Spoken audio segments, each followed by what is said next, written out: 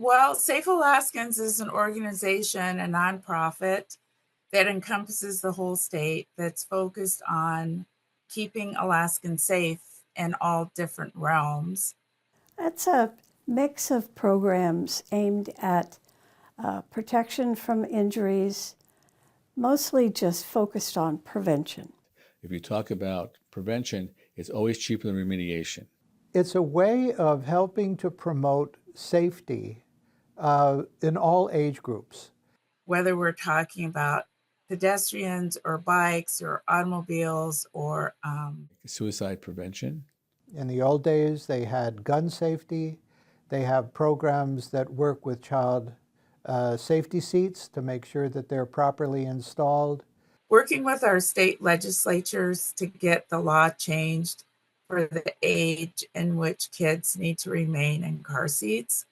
It's an organization, I think, that has seen immense accomplishments and has even greater challenges.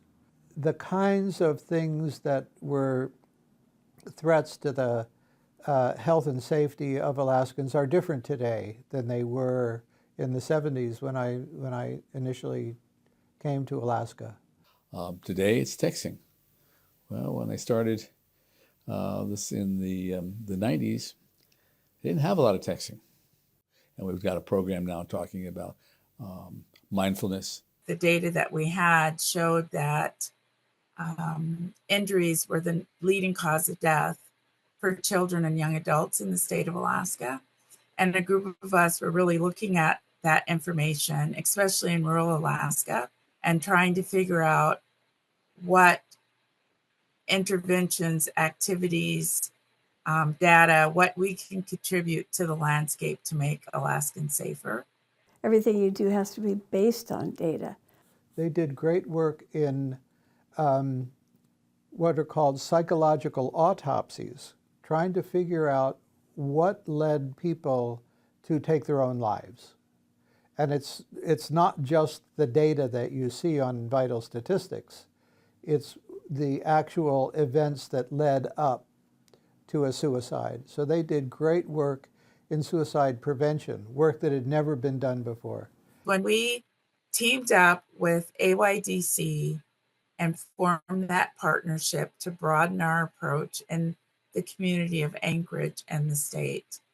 And those two organizations merged, and we changed from being Alaska Injury Prevention Center to Safe Alaskans, to again cement that focus to be broader than injury prevention, but all things safety related. It caused them to begin to try to find a way to talk about what their work was that included strength-based work.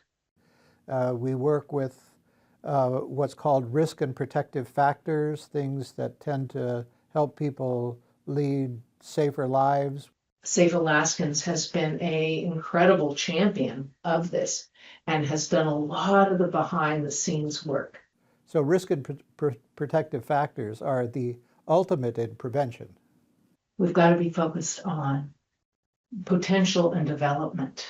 A couple of years ago, AYDC was looking at, and Safe Alaskans was looking at the Youth Risk Behavior Survey and looking at the data and seeing, okay, what are some of the areas where there's some problems and challenges, what's going on, and what are the protective factors that are measured on the Youth Risk Behavior Survey that seem to have an effect, that the more that you have those in place, the less likely you'll see some of the problem behaviors. Okay, so it was Safe Alaskans and AYDC together approached a local contractor and asked him and for them to do some research on one of the variables, and it had not been looked at before in Alaska, and that is this concept of mattering to other people. The more young people feel that they matter to others, the less likely they are to engage in some of the problem behaviors. And primarily what we're looking at is youth leadership and youth voice. If I matter to somebody, it means that you listen to me and you're giving me the space to be able to go ahead and make some decisions and have input and feedback I'm very proud at the extent to which Marcia and her staff have been able to make this idea of risk and protective factors really work. Safe Alaskans has been instrumental in moving that along and having it embedded as a condition of funding of many of the state programs.